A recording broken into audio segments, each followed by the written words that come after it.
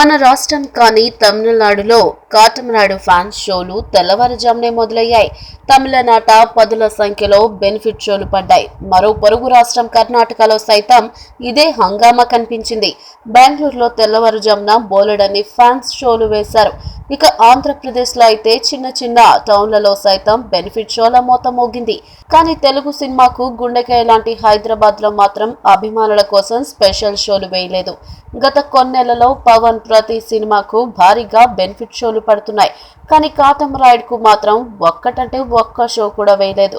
2-3 రోజుల నుంచి ఇదిగో అదుగో అంటూ ఊరించి చివరికి ఉసూరు మరిపించారు. బెనిఫిట్ షోల కోసం కొన్ని ఈవెంట్ మేనేజ్మెంట్ కంపెనీలు, అభిమాన సంఘాలు గట్టి ప్రయత్నం చేసినా, పెద్ద స్థాయిలో రికమెండేషన్లు చేయించినా ఫలితం లేకపోయింది. పోలీసులు అనుమతి ఇవ్వలేదు. అయితే బెనిఫిట్ షోల పేరుతో జరుగుతున్న దందాను ఆపడానికే పోలీసులు అంత కఠినంగా వ్యవహరించినట్లు తెలుస్తుంది. ఏపీలో బెనిఫిట్ షోలు వేస్తారు, కానీ టికెట్ల రేట్లు మరీ ఎక్కువ ఉండవు. దాదాపుగా అన్ని చోట్ల 500కు అటు ఇటుగా రేట్లు పెడతారు. మరి డిమాండ్ ఎక్కువ ఉంటే బాల్కనీ టికెట్ గరిష్టంగా 1000 పెట్టి అమ్ముతారు. కానీ హైదరాబాద్లో అలా కాదు. టికెట్ రేటు మినిమం 1000 ఉంటుంది. పవన్ కళ్యాణ్ సినిమాలకైతే రేట్లు మరీ దారుణంగా ఉంటాయి. 2000 నుంచి 3000 పెట్టి అమ్మేస్తుంటారు టికెట్లు.